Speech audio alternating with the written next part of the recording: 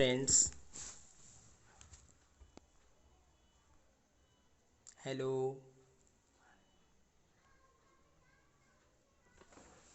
ये शुरू हो गया। मैं आपको पढ़ाने जा रहा हूँ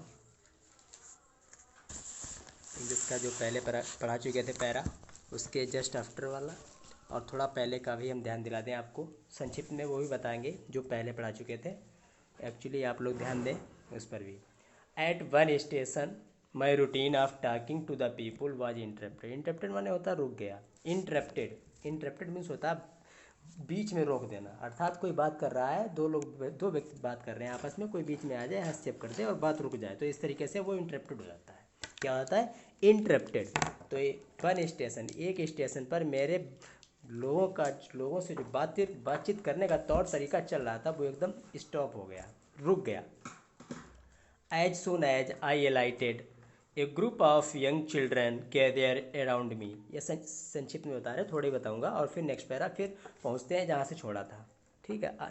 as as as soon as I alighted, यहाँ पे लिखा जो ही मैं उतरा, a group of young children gathered around me. और बहुत ही इंपॉर्टेंट है पैरा, तभी और रिपीट कर रहे हैं हम। छोड़ यंग यंग बच्चों के यंग जो बच्चे थे वहाँ पर, यंग चिल्ड्रन के एक समूह ने हम मुझे चारों तरफ से घेर लिया। किसे? मुझे नहीं, मेरे को नहीं, सरोज को नहीं, एक राइटर को, वो अमेरिकन राइटर। कौन? विलियम सी डगलस, जो 1950 में आए थे। ठीक है, ये भी ध्यान रखना है। अब वो जो कौन थे, वो उनका पद याद रखना, वो क्या थे। ही वाज ए जज of the Supreme Court of America. He was a जज of the Supreme Court of America. Okay, ये ध्यान रखना। ये भी थे, हम थोड़ा पीछे का भी बता रहे हैं, ध्यान रखना, आप लोग सुनते रहना, कहीं खो मत जाना। ठीक है। दे वर सेलिंग बास्केट्स, और वे वहाँ पर बास्केट्स बेच रहे थे। हैंड वूवन रीड बास्केट्स, जो हाथ से बनी हुई बास्केट्स थी, एक सिंपल डिजाइन और पैटर्न में थी, अच्छी एक साधारण नमूने की बनी हुई थी। उन बास्केट्स को बेच रहे थे, वो सेलिंग कर रहे थे। कौन? वे शरणार्थी बच्चे। और कौन? दे हेल्ड। ठीक है, आप नीचे आते हैं। ठीक है, नेक्स्ट नेक्स्ट पैरे पे आते हैं। दीज दी दी दी दी थोड़ा ये वाला। These were refugee children when partition between India and Pakistan was decreed. जब यहाँ पे कह रहे हैं कि बच्चे जो जो थे वो रिफ्यूजी थे, वहाँ पर सभी बच्चे वे रिफ्यूजी चिल्ड्रन थे जो बेच रहे थे। When partition between India and Pakistan was decreed, 100,000 people pulled up their roots and change their residences. Residences मैंने पहले ही बता चुका है, रेजिडेंसेस मीन्स होता है निवास स्थान। सही पकड़े हो। ठीक है। जब जब भारत और पाकिस्तान में बंटवारा हुआ था, तो हज़ारों लोग वहाँ पर, 100,000 ऑफ पीपुल, तो वहाँ पर सैकड़ों सैकड़ों हज़ारों लोग वहाँ से उन्होंने अपने रूट्स को छोड़ दिया। एंड ठीक है, अपने रूट्स को छोड़ छोड़ दिया। एंड चेंज दियर रेजिडेंसेस, अपने निवास स्थान को बदल दिया। 9 मिलियन पीपुल, 9 लाख लगभग, पर हैप्स लाइक 90 लाख लोग जो पाकिस्तान को छोड़ चुके थे एंड केम टू इंडिया, और इंडिया आए थे। Driven by the fear of religion fantasies, और वो उनको क्यों आए थे वो? क्योंकि उनको धार्मिक कट्टरता का भय था, इसीलिए वो पाकिस्तान को छोड़ के इंडिया आए थे। They were poor poor people to start with, जैसे वे गरीब गरीब लोग थे, ठीक है, और वो चले थे। They were poor as they began their long trip, और वो चलते गए और वे गरीब होते गए। जैसे लंबा रास्ता था तो उस रास्ते पे चलते गए और गरीब होते ही चले गए। ठीक है। अब हम ये पैरा छोड़ रहे हैं, नेक्स्ट पे आते हैं। ठीक है, अब वहाँ पे आते हैं जहाँ पे छूटा था। ठीक है।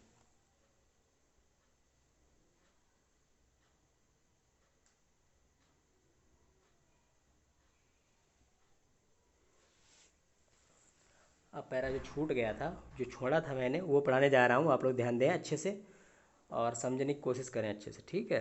कोई प्रॉब्लम हो तो कमेंट में, आप कमेंट बॉक्स में डाल सकते हैं, दे सकते हैं, और फिर मैं उसमें भी इम्प्रूव कर दूंगा। Okay. The children selling baskets were sons and daughters of these refugee. बच्चे जो बास्केट्स बेच रहे थे, वे बेचारे पुत्र और पुत्रियां थे। द रिफ्यूजीज, रिफ्यूजीज माने होता शरणार्थी लोग, शरणार्थी लोगों के वे बच्चे, शरणार्थी लोगों के वो पुत्र वो पुत्रियां थे, जो बच्चे बास्केट्स को सेलिंग कर रहे थे। सेलिंग मतलब बेच रहे थे। सेलिंग मतलब क्या होता है? बेच रहे थे, ध्यान रखना। ठीक है, सेलिंग मतलब बेच रहे थे।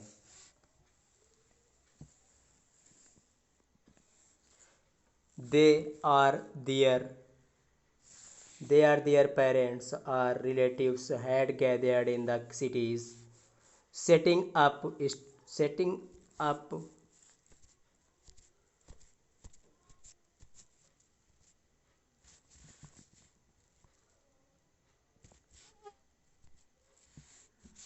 okay, setting up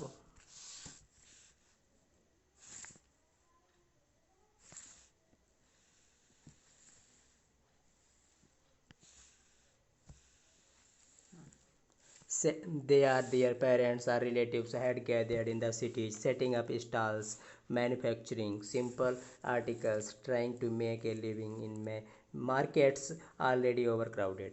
वहाँ पर वे जो थे वे जो थे वे और उनके माता पिता और उनके रिश्तेदार वहाँ पर उस शहर में इकट्ठे हुए थे, इसीलिए इकट्ठे हुए थे सभी। सेटिंग अप स्टॉल्स, अपनी वहाँ मैन्युफैक्चरिंग सिंपल आर्टिकल्स, वहाँ पर अपनी चीज़ों को सेट कर रहे थे। स्टॉल्स अपनी चीज़ें जो उनको और अपनी आर्टिकल्स और वस्तुएं जो थी उनको सेट कर बना रहे थे वहाँ पर। Trying to make a living in a markets already crowded, जहाँ उस मार्केट में अपना स्थान रहने के लिए बना रहे थे जहाँ पर पहले से भी भीड़ थी। वहाँ पर उस बाज़ार में पहले से भी ओवर क्राउडेड थे। ओवर क्राउडेड मीन्स होता है बहुत भीड़, मतलब ऑलरेडी ओवर क्राउडेड मीन्स होता है पहले से ही भीड़, तो वहाँ पर पहले से ही भीड़ थी।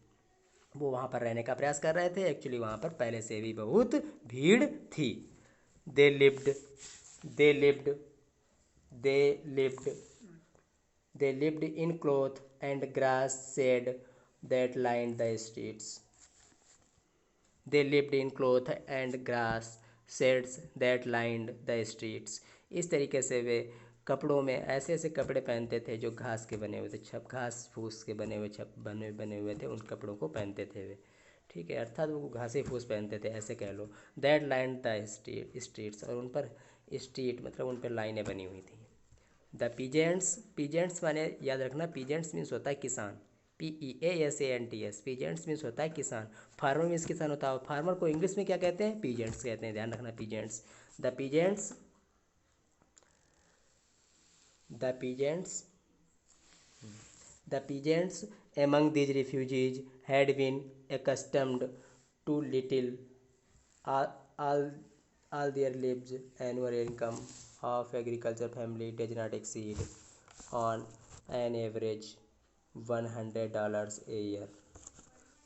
यहाँ पर जो वहाँ पर जो किसान थे, उन रिफ्यूजीज जो थे, रिफ्यूजियों में, शरणार्थियों में कुछ लोग, कुछ किसान भी थे उनके बीच, वहाँ पर दुकानें लगाए हुए थे। हैड बीन अकस्टम्ड, जो बहुत, a little all their live, जो अपनी जीविका वहाँ पर कमा रहे थे। ठीक है, उनका अभ्यस्त हो गया था। For the annual income of an, उनका एनुअल वार्षिक होता है ना, हाँ, annual income of an agriculture family, और उनकी कृषि पारिवारिक हाँ, कृषि परिवार की वार्षिक जो आय थी वो does not exceed on an average $100 a year. उनकी एक वर्ष में 100 से अधिक नहीं थी, एवरेज में 100 से अधिक नहीं थी, इतना ध्यान रखना। एक्सीड मीन्स अधिक। The average unskilled labourer makes 30 cents a day और लेस देन $2 ए वीक। उनका एवरेज यही पूरा हुआ, तो जो किसान वहाँ पर थे कुल मिला के उनका एवरेज यही बनता था कि मेक्स 30 cents ए डे, दिन में वो 30 cents बना लेते थे, कमा लेते थे ए डे, एक दिन में, और ए लेस देन $2 ए वीक, लगभग 2 या उससे कुछ कम एक सप्ताह में कमा लेते थे $2 एक सप्ताह में। तो ये उनका एवरेज था कमाने का। There is one meal there is हाँ there is one meal a day, a onion, a piece of bread, a bowl of pulse with milk, perhaps a bit of goat cheese. यहाँ पर ये कह रहा है कि उनका एक दिन का भोजन उन्हें मिलता क्या था बेचारों? एक प्याज की आंडी, यानी कि एक प्याज और एक ब्रेड का टुकड़ा,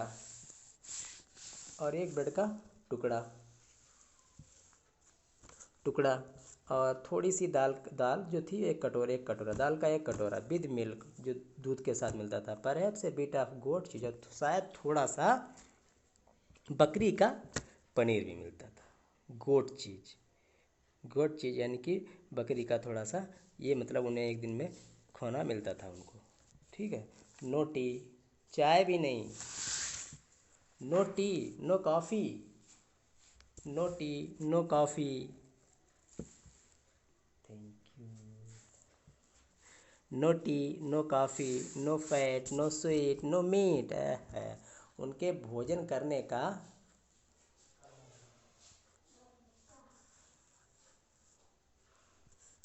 ओके ओके। उनके भोजन करने का तरीका था कि एक दिन में उनको डॉलर्स, नो मीट, उन्हें ना प्याज मिलता था, नो टी, ना चाय मिलती थी, ना कॉफ़ी मिलती थी, और ना कोई फैट बड़ा मोटापा फैट चिकन नहीं मिलती थी, ना नो स्वीट, ना मिठाई, नो मीट, ना मीट मछली मांस मिलता था। $100 ए ईयर, एक वर्ष में तो $100। ठीक है। इज नॉट $2 से भी।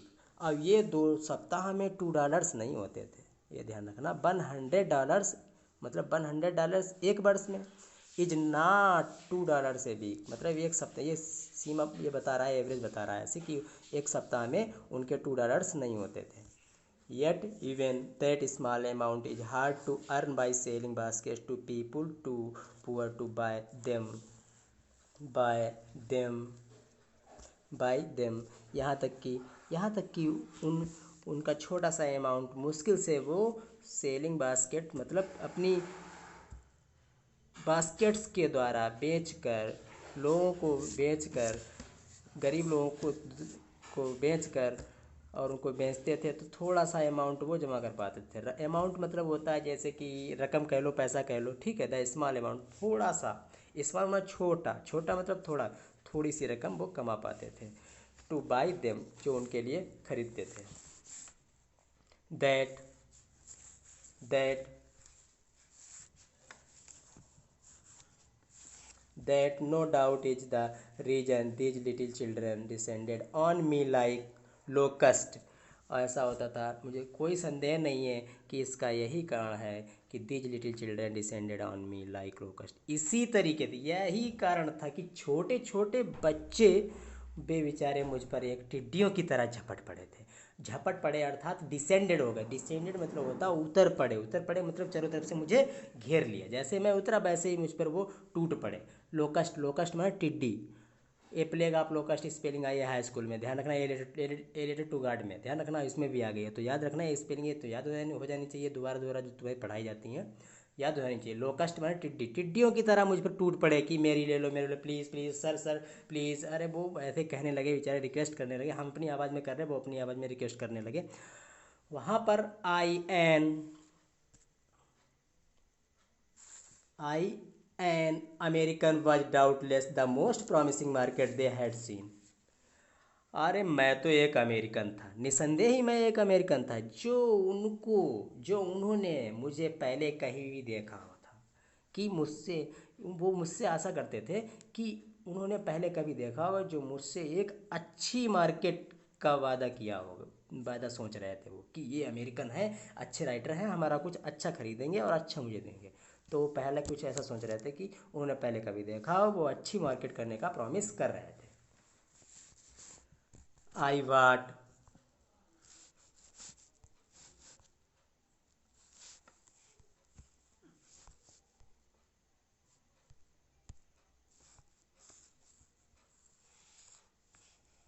आई वाट वन टाइनी बास्केट।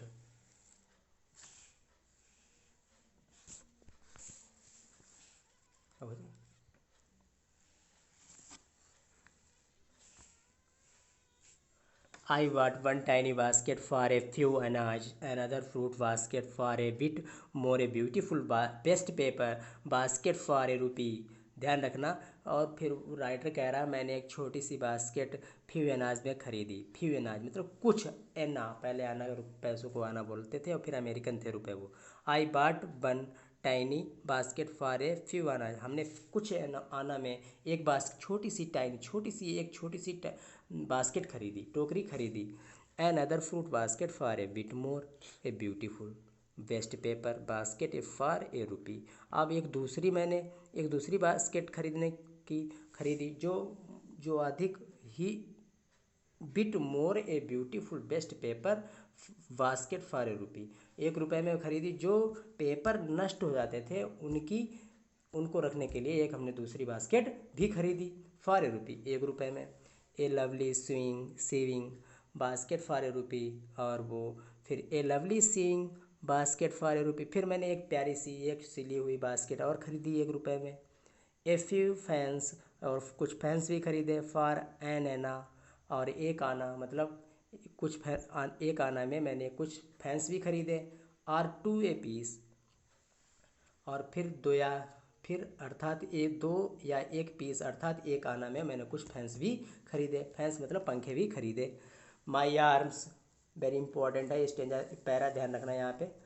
दरअसल ध्यान रखना, भूल जाते हैं मैं भी कभी कभी। पैरा बोलते हैं प्रोज में जो पैरा होता है, और पोएट्री में बोलते हैं स्टेंजा, ध्यान रखना। तो ये पैरा चल रहा है, अगर मैं कभी बाई चांस पैरा स्टेंजा बोल जाऊँ तो वो गलत होगा, ध्यान रखना। कभी कभार हो जाता है, नहीं बोलता हम भी पैरा ही है, ये पैरा होता है, ठीक है। My arms were filled and I had not spend 50 cents.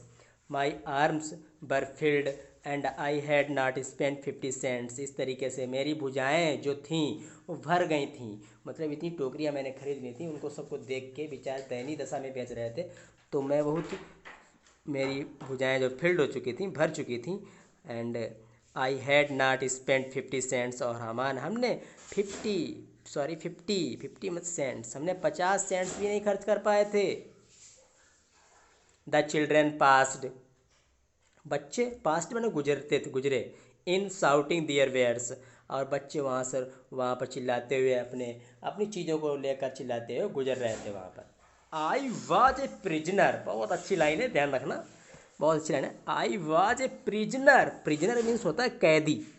Prisoner means क्या होता है? कैदी। I was a prisoner, I was a prisoner completely surrounded unable to move. अरे मैं चारों तरफ से घिरा हुआ था कि मैं हिल भी नहीं सकता था। मैं तो एक प्रिजनर था, प्रिजनर मतलब कैदी। यहाँ पर लेखक आपका कह रहा था कि मैं एक प्रिजनर था, प्रिजनर मतलब कैदी था। कंप्लीटली सराउंडेड, पूर्ण रूप से चारों तरफ से घिरा हुआ था। अनेबल टू मूव, और थोड़ा सा भी नहीं हिल सकता था, थोड़ा सा भी नहीं हिल सकता था। मैं एक कैदी था, समझ लो। कौन कह रहा है? राइटर कह रहा है। और क्यों कह रहा है? क्योंकि बच्चे उस पर चारों तरफ से उसे घेर लिया था ना, उन राइटर को, तभी वो ऐसी बात कह रहे हैं कि हम तो एक वहाँ पर कैदी की तरह थे, पूर्ण रूप से चारों तरफ से घिरे हुए थे और हिल भी नहीं सकते थे।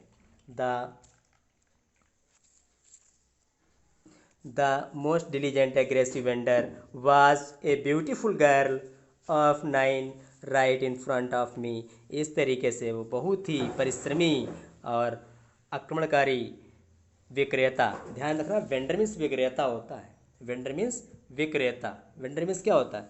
विक्रेता, ध्यान रखना। सेलर माने विक्रेता होता है, और वेंडर मीन्स भी विक्रेता होता है, ध्यान रखना।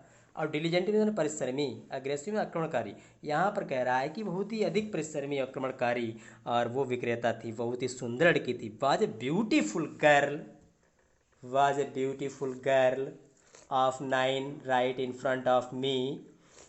यहाँ पे कह रहा है कि बहुत ही परिश्रमी आक्रमणकारी विक्रेता, जो बहुत ही सुंदर लड़की थी, जो 9 वर्ष की थी, एग्जैक्टली 9 वर्ष की थी, जो मेरे सामने खड़ी हुई थी, इन फ्रंट ऑफ मी। क्या सवाल रहता होगा? जो मेरे सामने खड़ी हुई थी। हाँ, she had a lovely basket with handle, और उसके पास बहुत ही प्यारी बास्केट थी जिसका हैंडल ही बहुत अच्छा था। And she wanted a rupee and half for it, और अबाउट 30 सेंट्स। 30 सेंट्स, यहाँ पर वो कह रही है कि, और वो जो थी 1 रुपया चाहती थी बेचारी। एंड हाफ फॉर इट, या उससे आधा, अबाउट 30 सेंट्स, या लगभग, हाँ, अबाउट 30 सेंट्स, 30 सेंट्स अर्थात 30 सेंट्स चाहती थी। She was an earnest pleader, she was an earnest pleader वह एक बहुत ही ईमानदार प्लीडर थी, रिक्वेस्ट करने वाली थी, ऐसे कह लो, प्रार्थना करने वाली थी, बहुत ही ईमानदार प्लीडर थी वो। प्लीडर मीन्स होता है जैसे प्ली मीन्स प्रार्थना या कि रिक्वेस्टर करना, प्रार्थना करने वाली थी, ठीक है। सी बाज एन अर्नेस्ट प्लीडर, वह एक ईमानदार प्लीडर थी। There were there were tear in her eyes, और उनकी आंखों में तो आंसू थे। There were tear in her eyes, और उसके आंखों में आंसू थे। वो 9 वर्ष की लड़की सुंदर थी, बेचारी रो रही थी, आंखों में आंसू थे, दयनीय दशा में खड़ी थी। लेखक देखकर बहुत ही प्रभावित हुआ। और ध्यान रखना, उस फिर बता रहे हैं हम, she pleaded and begged in tones, और उसने बहुत ही लाचार वॉइस में उससे प्रार्थना कर रही थी। क्या प्रार्थना कर रही थी?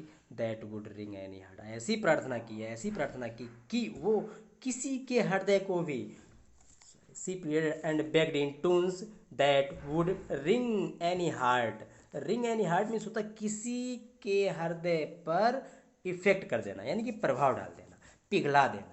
तो यहाँ पर वो कह रही, इतना ऐसा आग्रह कर रही थी, ऐसी प्रार्थना कर रही थी, ऐसी टून में, ऐसे लहजे में, ऐसे स्वर में, कि वो किसी का भी हृदय पिघला सकती थी, किसी को भी प्रभावित कर सकती थी, किसी के हृदय को भी वो पिघला सकती थी।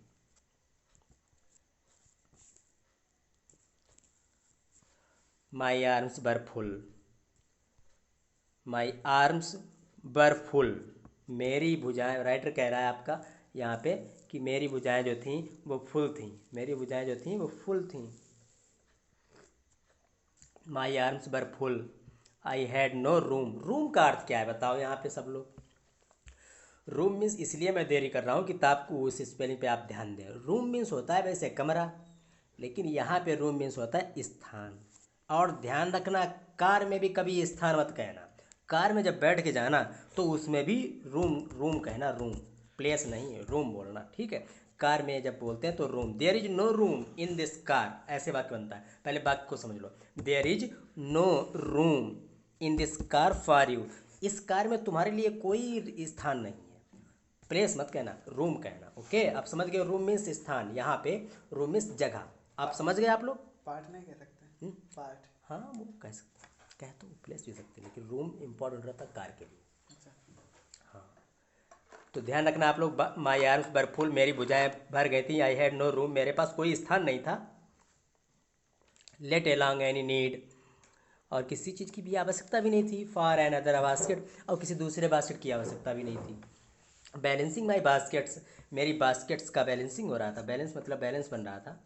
And fans on my left arm, और मेरी लेफ्ट, राइट पे बास्केट और लेफ्ट पे फैंस, तो मेरी भुजाओं पे कोई जगह नहीं छूटी थी। I reached into I reached into my right coat pocket and got a handful change। इस तरीके से मैंने अपनी राइट पॉकेट को में अपना हाथ पहुंचाया, राइट मतलब दाहिनी कोट की पॉकेट में मैंने हाथ पहुंचाया, and got a handful change perhaps 50 cents in all. यहाँ पे वो कह रहे हैं कि उस लड़की को देखा जब मैंने, इतनी दुखी थी, तो मैंने अपने राइट पॉकेट, मैंने अपने कोट के पॉकेट, राइट वाले पॉकेट में मैंने हाथ डाला अपना, एंड गॉट ए हैंडफुल, और मैंने मुट्ठी भर, गॉट हैंडफुल चेंज, चेंज मतलब रेजगारी, चेंज मतलब रेजगारी, और इसलिए उन्होंने मुट्ठी भर, ए हैंडफुल चेंज, मुट्ठी भर रेजगारी निकाली। परहैप्स 15 सेंट्स इन ऑल, सब लगभग, शायद लगभग सभी जो थे वो 15 सेंट्स थे। 15 मतलब 15 सेंट्स थे, उन्होंने मुट्ठी भर निकाले, लगभग 15 सेंट्स थे। विच आई डिपोजिटेड इन द बास्केट, जब मैंने जो निकाला था मैंने उनको बास्केट में डाल दिया। That the young girl held imploringly before me, और वो मेरे उधर the young girl held imploringly before me, मेरे उधर वो ऐसे देख रही थी जैसे घुर की तरफ घुर रही हो, घुर रही थी मेरे सामने। आई ट्राइड टू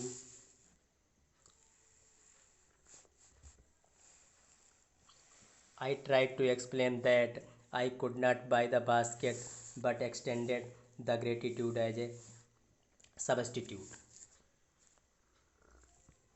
इसलिए मैं वहाँ पर एक्सप्लेन भी नहीं कर पाया।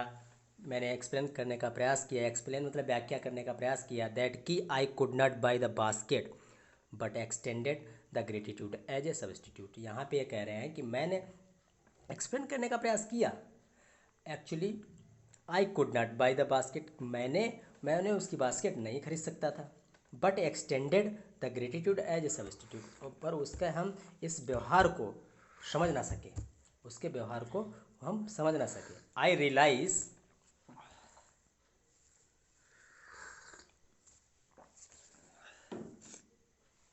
Realise at once what offence I had given. मैं समझा, तभी मैं समझा कि क्या अपराध कर दिया मैंने। ऑफेंस माने अपराध, रियलाइज मीन्स होता अनुभव किया या समझा। मैंने समझा कि मैंने क्या अपराध कर दिया, क्या उन पर अपराध कर दिया मैंने, क्या उनको दे दिया। The child of 9 dressed in rags and on the edge of starvation raised her chin reached into the basket and यही तो 9 वर्ष की बच्ची जो थी वो ड्रेस्ड मतलब फटे पुराने कपड़ों में थी और भूख के कगार पर थी। एज ऑफ स्टारवेशन मीन्स होता है भूख के कगार पर, ठीक है, भूख के किनारे कह लो, तो भूख के कगार पर थी और फटे हुए कपड़े पहनी हुई थी। रेस्ट हर चिन, उसने अपने ठोड़ी को उठाया, रेस्ट इनटू द बास्केट, और बास्केट में हाथ डाला, पहुंचाया। And with all pride and graces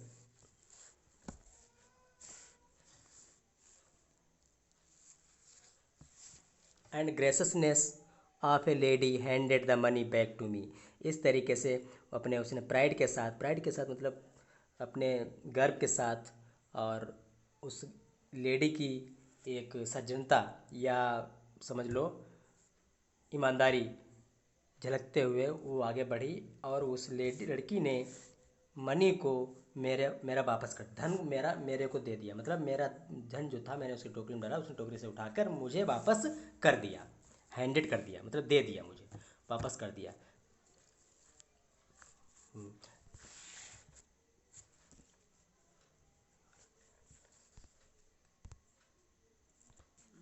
वापस कर दिया।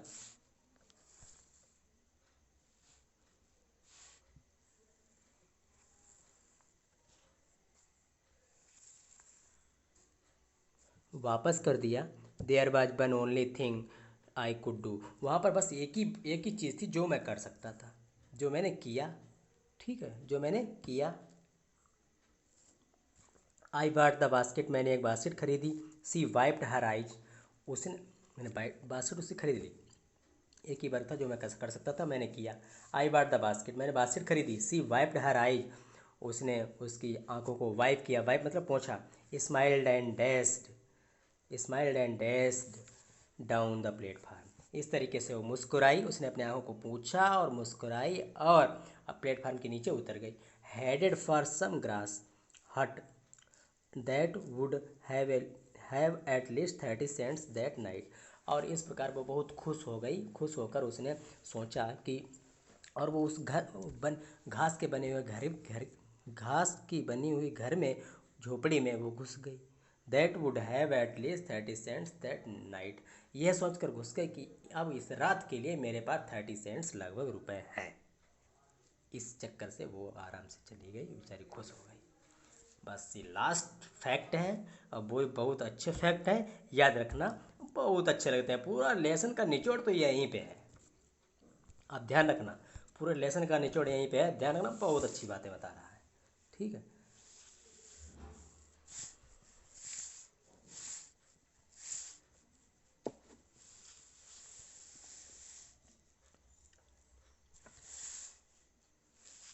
आई told this story to prime minister Pandit Jawaharlal Nehru. उस समय की बात है जब पंडित जवाहरलाल नेहरू प्रधानमंत्री थे अपने देश के। I told this story to prime minister Pandit Jawaharlal Nehru. I told him it was one reason I had fallen in love with India. मैंने यह कहानी, ये कौन सी कहानी है, यही कहानी ऊपर पढ़ाई आप लोगों को, राइटर कह रहा है, एक गर्ल विद ए बास्केट की स्टोरी ना। तो यहाँ पे कह रहे हैं कि मैंने यह कहानी प्रधानमंत्री पंडित जवाहरलाल नेहरू को बताई। मैंने उनको बताया, आई टोल्ड हिम, मैंने उनको बताया, I told him it was one reason, मैंने उनको बताया यही एक कारण था, यही एक कारण था, आई had fallen in love with India, कि मैं भारत से प्रेम करने लगा हूँ। यही तो कारण है कि मैं भारत से प्रेम करने लगा हूँ। बोलो। एक विलियम सी डगलस अमेरिकन एक लड़की से इम्प्रेस होके वो इंडिया से प्रेम करने लगे। वाह क्या बात है।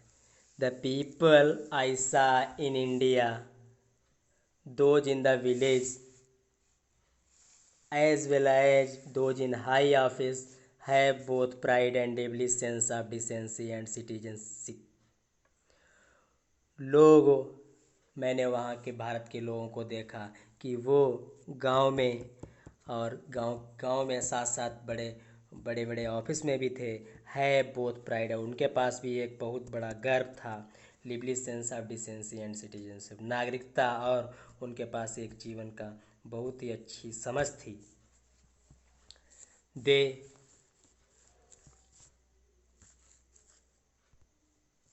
they also they also they also have a passion for independence, और उनके पास भी बहुत ही उत्साह था अपनी स्वतंत्रता के लिए। This beautiful child born in squalor and poverty, uneducated in both grammar and manners, have given me a glimpse of warm soul of India। Warm soul of India, ये तो होगा the warm soul of India. यहाँ पे ये कह रहे हैं कि ये बहुत ही सुंदर बच्ची जो गंदगी और गरीबी में पैदा हुई है, गंदगी और गरीबी में पैदा हुई थी।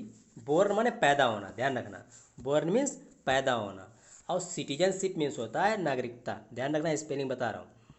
और इंडिपेंडेंस मीन्स होता है स्वतंत्रता, इंडिपेंडेंस मीन्स होता है स्वतंत्रता, ध्यान रखना।